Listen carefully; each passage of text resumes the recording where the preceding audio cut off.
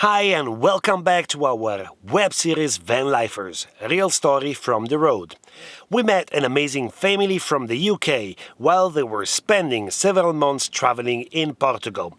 They have a fully electric van that tows a very unique Caraboat, which is a trailer houseboat. Enjoy watching.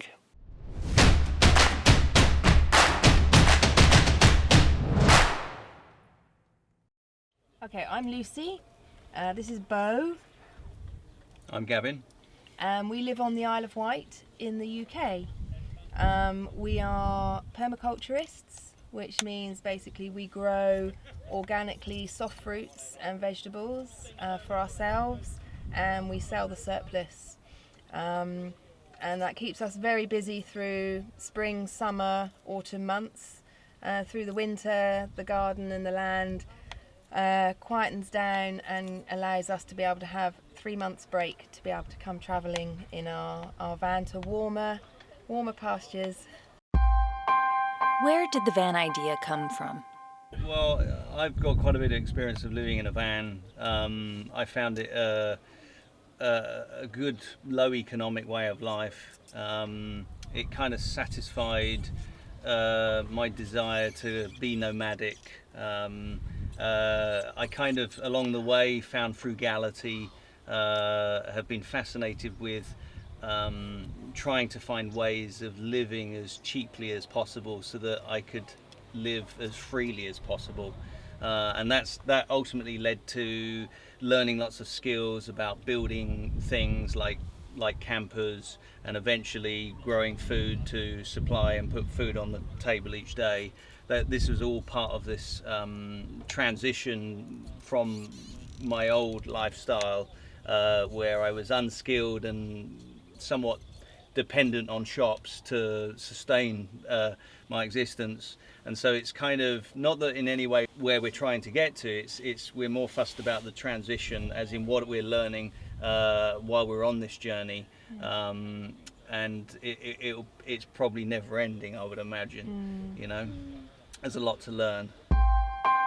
Why did you choose a fully electric van? Well, originally we the beginning of the story, I guess, is I bought a bit of land, cheap land, that had a house on it, but it was caught in a landslip. 2 years later, the council put in a drainage scheme, because what caused the land to move was too much water was travelling through the land. Eventually, the council spent a load of money on trying to dewater the landslip, and they did that, and that allowed me the opportunity to apply for planning permission. We had to be careful with what we built, and so we built a very large modular house. It was not that big, but it's quite large. It's fairly big, yeah. From a mobile home perspective, it's quite large. From a standard house, it's quite small, I guess. We decided not to spend the money on connecting to the electric grid, and we then put in a small-scale solar with batteries, standalone system. And we slowly added more and more solar as it became cheaper and cheaper each year, until we got to a level where we realized that we could actually, we could not only charge our electric bikes, but we could actually charge a small electric car. We first of all bought a very tiny electric car, like a bubble car, and we then upgraded to the Nissan van, with no intention of travelling long distance with the van. It was only for local use. Well, we live on an island, so it's perfect for driving to wherever you want to go, coming home and charging up from our batteries again. So it's perfect. So Yeah. It was never bought for travelling around Europe initially. We also found an advantage is that we stop far more often and meet people. And also places that we would not have stopped at, we'll explore. As the van is charging, we'll go and explore and find new places of interest. And so it's really taught us to slow down in many ways. So it's not all a negative. And of course, with a camper, you're never stranded as such. You know, you can always go to sleep. There's always a petrol station down the road that will help you out. And well, you can always have a cup of tea and sleep for the night. That's Yeah. You know, as in that you're you're not like having to get to like a B&B or something, you know, where if you're off-roading or something, you're trying to get to a certain destination to sustain, and so it's not that bad, but it also adds a whole load of adventure. In the past, when we've driven down from the UK to Portugal in diesel machines, there's a lot of convenience in that, and that has its own rewards. But I guess the adventure for trying to get this technology, this equipment down here in these early days of the electrical infrastructure for charging vehicles is that it's actually quite adventurous. Quite a heavy, challenging adventure. You know, they call it anxiety range, and yes, you do have a lot of anxiety at times. You know, you see the charge of the batteries going down and down and down, and you're not quite sure if you're going to reach the campsite or reach the charge point in time. So, you know, the first year we came down here in the electric van, it was quite stressful, but we learnt from that. Last year we put a lot of solar on the roofs, and now we have a backup generator. So we have many backups to be able to get us on our way. We don't feel so stranded anymore. We still have to stop and ask for help sometimes. Petrol stations can help us out. Campsites we'll go to. So yeah, there's electric everywhere, but it's about accessing it. Yeah, it's a bit like the average camper. Fuel tank is only about a gallon almost, and there's hardly any petrol station infrastructure. That's what the equivalent it is for us. You know, and so if it was more plentiful, I guess the adventure times for us would be over, because it's part of the challenge, is why I like the journey down. It's part of the adventure of trying to get here, is in its slowness and in its difficulty. You know, it's like, would you take a helicopter ride at the top of Everest? You know, how much pleasure is in that, or was it part of the adventure of climbing? For me, no doubt, it's got to be the adventure is part of your investment into hardship to a certain degree. Not that obviously there's always a point, and everyone has their own standard in that respect, but it's I couldn't imagine not having the excitement and the pleasure. Suddenly you're charged up and ready to go again. You just don't get that from a petrol station, because it's so easy. It's like the mains water, the mains electric, or the mains gas in houses. It just becomes of low value, and so that's how we kind of look at energy and you know, I guess. Why did you have the idea of a towing boat? I love the water. I love the sea. I thought that I was beginning to kind of think about having a yacht and actually traveling by yacht and not by camper van. But it turns out that Lucy's not a huge fan of the sea, waves, you know, and so that I had to find some kind of middle ground. Clearly we can't go on rough water because you naturally become seasick. I'm not a sea person, but Gav loves water, so we had to kind of compromise. So instead of pulling something that would potentially go in the sea, we use the reservoirs, rivers, lakes. They call them barragems in Portugal. Yeah, the canals and estuaries are really interesting places for me. So they're really flat to be able to use. But they're still of interest. I just like being out in boats. I love the water. I love to go surfing. You know, I love to go snorkeling. But I think you'd been online and you'd seen already in the UK someone had built it's not a new concept by any means. I mean, this is a caraboat. You know, it was invented in the 1960s, or I think it was the late 50s in the UK.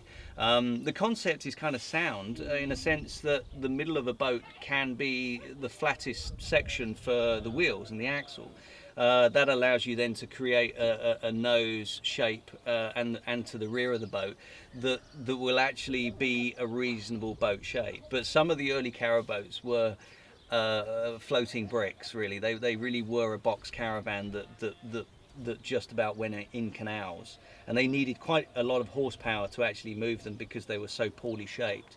Definitely, they were leaning more towards caravan than boat. and that kind of makes sense in many respects, because 98% of the time they are used as caravans, where only 2% of the time they're perhaps used as boats. But that's like us. This is mainly our caravan. Yeah.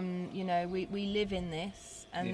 then for entertainment we will, next week, drive up the coast to a reservoir and take her out for the day and go and explore different areas. Yeah, and it's all electrical. There's it's not that complex electrically. There's basically a lithium battery like you'd have in a camper van. There's a big solar panel on the roof, and there's an electric outboard. It's far more efficient to move things on water than it is on land. So once this craft is actually in the water, it's extremely efficient. In fact, we can actually, as long as it's sunny, we can actually sustain the motor and drive all day long purely on the solar energy and not use the lithium battery at all. But if we do need the lithium, it's a large-ish lithium that we can run for about 10 to 12 hours. So we can always continue traveling on the cloudy days, or if we're caught out, with low sun on our return journey, we can definitely get back. But we've also got backup propulsion. We've got a pedal drive this year where we can actually pedal the whole craft. And we've also got a what's called a fin drive mechanism. If any of those other two mechanisms fail, we have got a very low-tech way of moving this thing through a fin drive. I'm a kind of a functional designer. Little Blues, what I tend to do, I'm kind of 75% functional in what I design, and the last 25% is trying to make it look as attractive as possible. But I won't compromise the function of something for the formalism. I'm biased in a sense to that things have to be as functional as possible. And I think there is a kind of a perfection, especially looking at the past of engineering. You can see that they found, like looking at old push bikes or old cars, they really, I think, found a wonderful balance between function and beauty, which I guess that's what I'm always trying to imitate. How has your travel changed with the child? Gavin had travelled a lot more before I met him, and he'd done a lot more travelling than I ever had. But before we had Bo, we had done this journey in a camper, and then I fell pregnant, and we said it won't change us. We will still do travelling with a newborn baby, and Bo came along, and I felt very different. I actually wanted to stay at home, and typically woman nest build and have my newborn baby at home.